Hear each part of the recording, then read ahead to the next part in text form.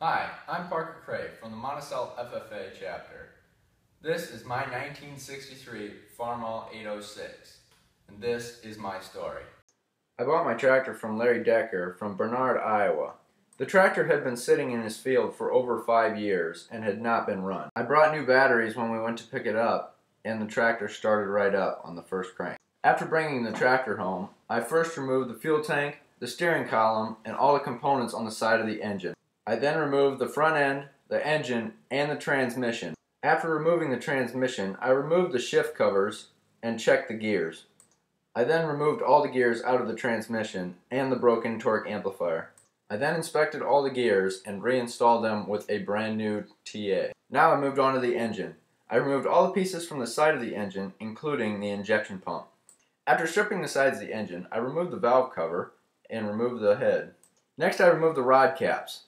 Then remove the pistons and the rods from the sleeve. Next I removed the main bearing caps and removed the crankshaft. After the crank came out, it was time for the cam to come out so I could check the bearing. After removing the pistons, I could tell that the sleeves were okay, so all I had to do was hone them. Now it was time to reinstall the crankshaft. Next I removed the axles so that I could clean them, and so that I could drill holes in the cast so the rear end was all one reservoir. Next I removed the top rear cover so that I could get to the hitch.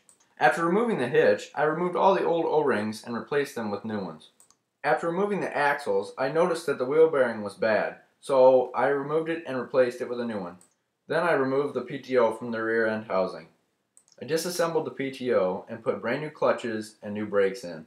After reinstalling the axles back on the rear end housing, I assembled the brakes with new brake pads. The 806 never had a turbo straight out of the factory, but I wanted a little more horsepower. So I found a 1466 turbo and a 2+2 turbo, and I put the two together to make one.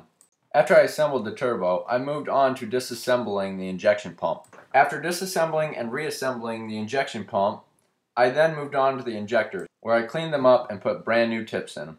After reassembling the injectors, I then cleaned up the injection lines and installed the injection pump, injection lines, and injectors into the engine. Next I installed the tires and the transmission onto the rear end. After installing the transmission and the multiple control valve, I then installed the engine. After completely disassembling the bolster and putting new O-rings in, I then installed it onto the frame rails. Next I installed the front end, the nose, the radiator, and the fuel tank. After installing the turbo, I had to modify the air intake so that it would work with the new turbo. I had to cut the old dirt release off so I could put a bracket on it. And then I cut a new hole and put a new bracket on top of the air intake for the new turbo too. After filling the engine and the rear end with Delo Chevron oil, I then put it on the dyno. I then drove my tractor to the body shop and stripped it down. After stripping the tractor down, I proceeded to media blast it. After media blasting, I moved the tractor to the paint room and got it painted. I waited 1 day for the paint to dry, and then it was time to reassemble the tractor. After the paint job was complete, I removed the painted engine oil filters and installed new. After I changed the filters, I drained the oil and put in new Delo 15W40 Chevron oil. This is what you get with a lot of hard work and excellent lubrication products. Grand champion at the Iowa State Fair. This project took me 6 months and 526 hours to complete.